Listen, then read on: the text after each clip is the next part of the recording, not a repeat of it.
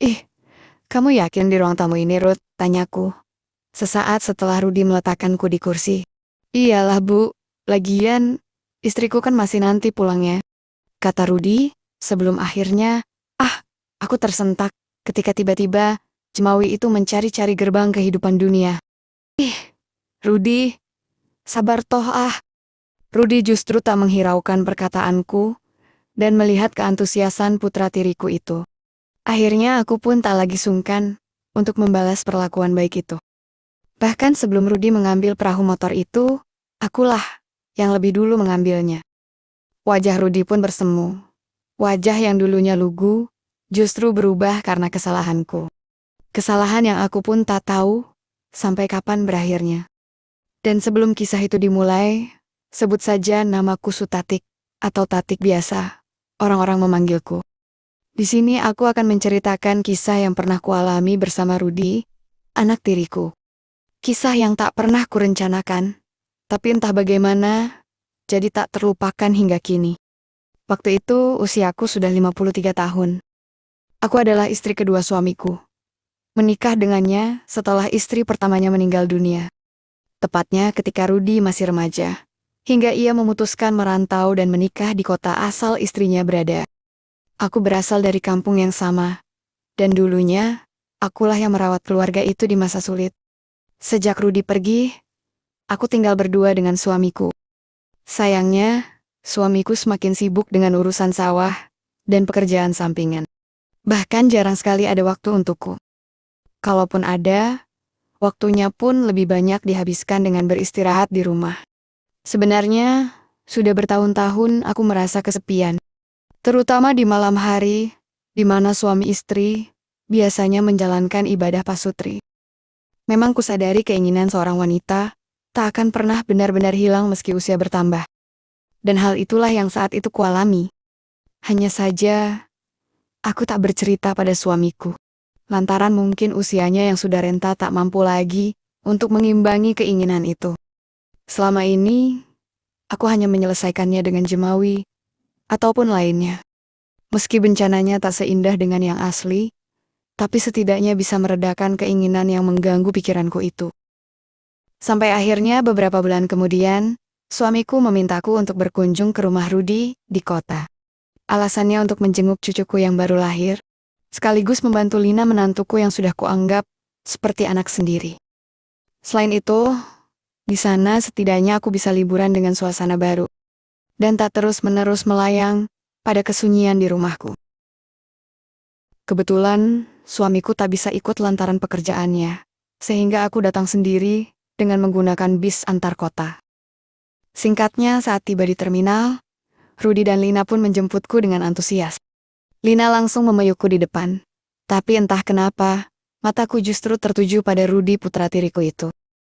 Ya Tuhan, setelah hampir 5 tahun tak bertemu, dia sudah jadi pria yang begitu tampan. Perawakannya yang tegap, wajahnya yang maskulin, serta senyumnya masih sama seperti dulu, membuatku terpana sesaat. Tentu saja aku tak bisa menyembunyikan diri untuk tak tersenyum genit saat ia menyalamiku. Apa kabar, Ruth? Tanyaku pelan. Baik, Bu, jawabnya agak grogi. Ah, lucu sekali, pikirku. Singkat kata, sejak hari pertama di rumah mereka, aku langsung membantu Lina mengurus cucuku. Aku tahu Lina capek sekali, dan aku tahu betul dia belum pulih sepenuhnya setelah melahirkan. Aku bisa tahu dari gelagat Rudi yang sering memandang Lina dengan harap. Tapi Lina selalu cuek, seolah lelah, dan tentu saja masalah batin mereka terganggu. Selain itu, aku juga sering mendengar obrolan mereka di malam hari. Terutama sejak bersalin, Rudi juga tidur terpisah dengan Lina. Di mana Lina tidur dengan putri mereka, sementara Rudi tidur di lantai bawah, bersebelahan dengan kamarku. Entah apa alasannya, tapi yang pasti, aku sebagai wanita paham betul rasa kesepian yang dirasakan oleh anak tiriku itu. Dari kondisi itu pula, aku seperti mendapat celah untuk mendekati Rudi. Entah dari mana datangnya, timbul tekad dalam diri untuk menggantikan tugas menantuku itu. Aku mulai lebih perhatian pada putra tiriku itu. Terutama di pagi hari, di mana aku sudah menyiapkan sarapan spesial untuknya. Dan kalau dia pulang malam, aku pun menunggunya di ruang tamu sambil menawarkan pijatan kecil. Meski kadang Rudi pun masih menolak secara halus. Aku tahu kebiasaan genitku itu memang tak pernah hilang. Bahkan dulu sewaktu masih muda, banyak pria yang tergila-gila karena sikap genitku itu, termasuk ayah Rudi. Dan kini, meski usia sudah tak lagi muda, entah kenapa kebiasaan lamaku itu seolah kambuh lagi, terutama sejak bertemu Rudi. Melihat Rudi yang begitu gagah, entah pikiran dari mana, membuat jiwaku terpanggil. Waktu pun berlalu, dan hari demi hari pun berganti. Semakin lama berada di rumah mereka, entah kenapa, aku justru semakin tak tahan. Bahkan aku sering tak sadar, menggenggam tangan Rudi saat kami duduk berdua di depan TV. Selain itu aku juga makin sering melontarkan kata-kata bermakna lain, seolah memberinya kode sunyi itu. Dan kalau sudah begitu, biasanya ia seperti tak tenang. Tapi tak ayal juga tersenyum meski ada grogi. Sampai suatu malam, aku tak ingat malam apa, tapi yang pasti, malam itu aku tak bisa tidur. Pikiranku melayang pada Rudi, terutama ketika Lina pagi tadi sempat bercerita padaku jika kemarin, ia menoyak ajakan suaminya itu. Pikiranku kalut, bahkan, ada sesuatu dalam diriku yang mengalami banjir bandang itu. Seolah-olah seperti menuntutku, untuk segera melakukan sesuatu. Entah pikiran dari mana, aku lantas beranjak dari divans, dan membuka pintu. Secara bersamaan nampak pintu kamar Rudi agak terbuka, sehingga aku nekat melongokkan kepala. Dan mendapati Rudi tengah tertidur pulas, mungkin capek setelah seharian bekerja. Perlahan aku masuk, dengan jantung yang berdegup tak karuan. Aku tahu hal itu keliru, tapi entah kenapa, gejolak baik dalam diriku yang sudah bertahun-tahun tersimpan, membuatku tak sabar. Aku melangkah dengan gemetar, lalu duduk di tepi divansnya. Tanpa sadar, Jamawi itu seolah melangkah sendiri, dengan mencari-cari perahu motor di parkiran itu. Dengan pelan dan penuh perhatian, aku sedikit kaget setelah tahu penampakannya. Meski begitu, aku pun segera mengambilnya, lalu memberi perhatian seperti apa yang dulu sering kukerjakan pada ayahnya. Lambat laun, perahu motor pun menjadi siap siaga. Dan sekilas kuperhatikan, Rudi masih meyem. Tapi seruan kebaikan itu mulai bergema dalam lelapnya. Aku tahu ia mulai hanyut akan nirwana. Dan hal-hal itu justru menambah spiritku untuk melanjutkannya. Sayangnya, pada saat perhatian itu telah maksimal sempurna, secara bersamaan, Rudi mengerjapkan mata. Dan seketika itu, ia gelagapan melihatku tersenyum padanya. Loh Bu, apa yang ibu? Sst. Udah diam dulu ya Ruth, kataku sambil menghalau. Ketika ia hendak untuk beranjak. Ibu tahu Lina nggak bisa kan Ruth, makanya biar ibu aja ya. Mendengar ucapanku, nampak ia panik dan bingung. Tapi tak bisa menyembunyikan bencana baik di wajahnya. Bahkan ketika Jemawi itu semakin satset, mendadak Rudi mengangguk seolah mengizinkan kebaikan negara. Alhasil ia pun akhirnya menyeyah, dan aku pun mulai memimpin rapat paripurna negara. Dengan segala pengalaman yang kumiliki, aku berusaha membuatnya hanyut dengan memberi perhatian lainnya. Seruan kebaikan pun bergema karena mungkin Lina juga tak bersikap sedemikian rupa. Bahkan, yang membuatku tak percaya, Rudi yang semula diam, justru berubah antusias, seperti apa yang kuhaturkan padanya. Ia pun segera mencari-cari gerbang kehidupan negara, bahkan aku yang tadinya memberi, justru berubah menjadi menerima. Perhatian dan sambutan pun berpadu dalam suasana baik dan mulia. Hingga ketika Rudi merubah haluan negara, bersamaan dengan itu pun, perahu motor melaju menuju samudra. Untuk pertama kalinya, aku kembali mendapat bencana. Bencana yang seharusnya dari suamiku, justru ku dapat dari putranya. Seruan kebaikan pun bergema, meski tak selantang biasanya. Lantaran kami pun harus waspada, karena bisa saja Lina terjaga dan menemukan kami bersama. Beruntung, hingga banjir bandang melanda, dan Rudi pun tiba. Tak ada satupun yang lewat dan mengetahuinya. Sehingga kami bisa lebih santai saat rapat paripurna itu usai sesuai tujuan bersama. Untuk sejenak, kami sama-sama terdiam dengan pikiran yang masih melanglang buana. Sampai semenit kemudian, aku sedikit panik ketika Rudi tiba-tiba menitikkan air matanya. Kamu kok nangis, Torut? Kataku sambil mengusap keningnya. Enggak kok, Bu. Rudi cuman, katanya berusaha menyembunyikan kesedihannya. Iya, Ruth. Ibu tahu, ibu yang salah. Tapi, bukankah ibu cuma bantu aja toh, Ruth? Iya, Bu. Rudi ngerti. Rudi juga yang salah, Bu. Seharusnya Rudi tadi bisa nahan. Seharusnya Rudi bisa menghindar. Tapi yang ada, Rudi justru. Ibu juga yang salah, Ruth. Maafin ibu ya, Ruth, kataku pura-pura menangis. Dan bersamaan dengan itu, Rudi pun memiukku. Alhasil kami saling menangis, mencurahkan segala keluh kesah dan masalah yang kami alami dari pasangan masing-masing. Aku pun menceritakan tentang kesunyianku. Dan dia pun mengerti, lantaran dia juga merasakan hal yang sama. Sayangnya kebersamaan itu harus berhenti sejenak, lantaran tiba-tiba terdengar langkah di luar. Aku buru-buru membereskan negara, begitu pula dengan Rudi yang beranjak bersembunyi di tepi divansnya. Dengan langkah pelan, aku keluar untuk memastikan keadaan.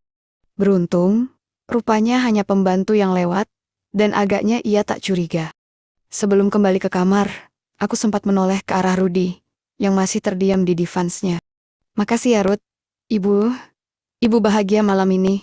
Rudi pun tersenyum, sebelum akhirnya kami berpisah, setelah aku beranjak menuju kamarku.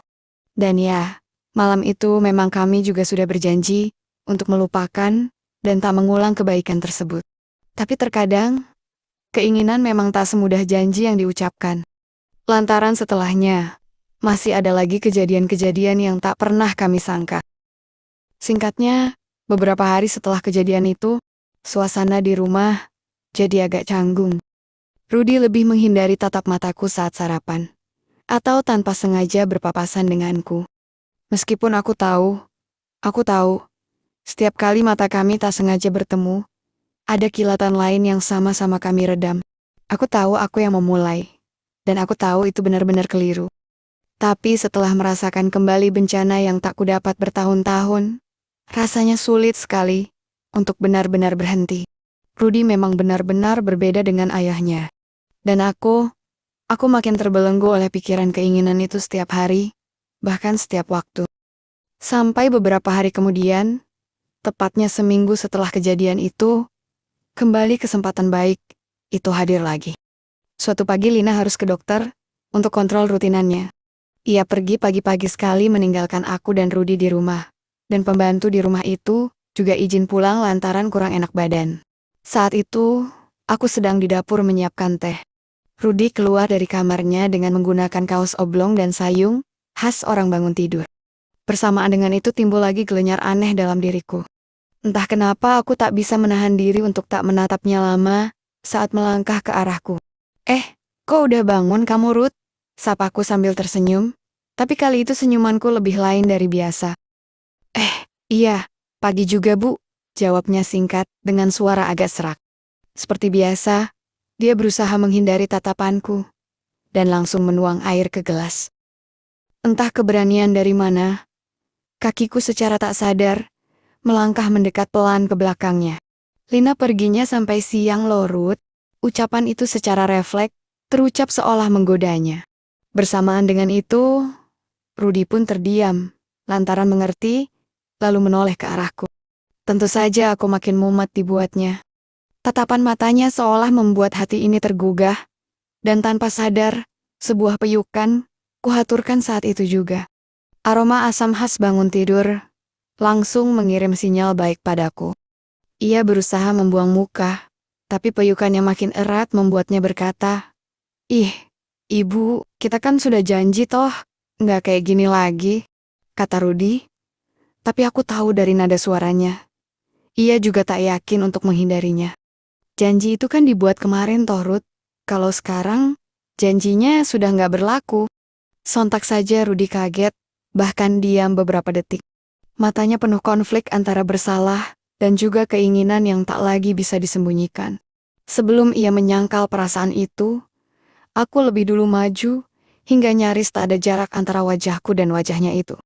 Dan benar saja, Rudi tak menoyak ketika sebuah sambutan tercipta. Sambutan yang penuh penyesalan, tapi juga penuh dengan kewinduan. Aku bisa tahu dari gesturnya yang seolah tak benar-benar ingin menghindar. Bahkan lambat laun, Jemawi itu juga ikut berpartisipasi mencari hiasan gerbang di bawah segitiga Bermuda. Ah, seperti halnya kejadian kemarin, aku pun membalas antusias kebaikan itu. Beberapa menit, bahkan nyaris setengah jam lamanya, sampai ia tiba-tiba berkata, "Ibu mau di sana? Apa di ruang tamu aja?" Kata Rudi sambil menuju kamar dan ruang tamu yang sepi. "Terserah kamu aja, Ruth, di mana aja. Ibu Woki kok," kataku. Sebelum akhirnya aku malah tersentak, ketika tiba-tiba Rudi membawaku ke kursi ruang tamu. Dan ya, di sanalah untuk kedua kalinya, kami hanyut akan kebaikan bersama. Bedanya saat itu, Rudi tak lagi malu untuk mengekspresikan diri, apalagi ia tahu jika Lina tak akan pulang sebelum jadwalnya. "Sabar toh, Ruth. Jangan buru-buru gitu ah." Rudi justru tak menghiraukan perkataanku, dan melihat keantusiasan putra tiriku itu. Akhirnya aku pun tak lagi sungkan untuk membalas perlakuan baik itu. Saking antusiasnya, sebelum Rudi mengambil perahu motor itu, akulah yang lebih dulu mengambilnya. Dan saat itulah aku tahu alasan Rudi menyambutnya. "Oh alah, pantes aja kamu gak sabar, Ruth. Lawang sudah kayak gini kok," kataku yang berhasil mengambil perahu motor pada parkirannya. Wajah Rudi pun bersemu. "Rudi memang gak bisa sabar, Bu, kalau urusan ini," katanya yang sesekali menatap plafon rumah, sambil berseru riang gembira. Saat itulah semua pengalaman baik kuterapkan juga. Sampai-sampai ia pun tak sabar dan justru merubah haluan negara. Rudi seperti pria yang baru menemukan hadiah setelah sekian lama menunggunya. Dan aku justru merasa lebih hidup di usiaku yang tak lagi muda. Ruang tamu yang biasanya digunakan untuk bercengkrama justru berubah menjadi ruangan rapat paripurna negara. Dan TV serta perabot lainnya seolah menjadi saksi bisu kebaikan yang tercipta. Baik aku dan Rudi pun sama-sama berusaha membawa suasana menjadi lebih ceria. Seolah kami sama-sama tak ingin kebaikan itu berakhir singkat, tanpa kesan apa-apa. "Ini beneran yang terakhir loh, Bu," katanya pelan dengan wajah yang tak yakin. Aku hanya tersenyum. "Tergantung sih, Ruth. Kalau kamu bisa, Ibu akan usahakan juga." Rudi justru tertawa mendengar ucapanku, seolah tahu jika ia juga tak akan bisa menghindarinya. Dan ternyata benar, baik aku dan Rudi pun tak bisa menghindari kebaikan tersebut. Bahkan selama sisa liburanku di rumah mereka, hampir setiap 2 atau 3 hari sekali, kami mencuri-curi waktu setiap ada kesempatan. Seperti pagi saat Lina masih tidur, atau siang saat Lina pergi belanja, bahkan malam saat semua sudah terlelap. Rumah besar itu jadi saksi bisu rahasia baik kami berdua. Kami sadar betul, jika suatu saat kebaikan itu bisa saja menjadi bumerang bagi kami berdua. Tapi sayangnya, setiap kali aku atau Rudi bersitatap, kesadaran itu sirna, bahkan lupa segalanya.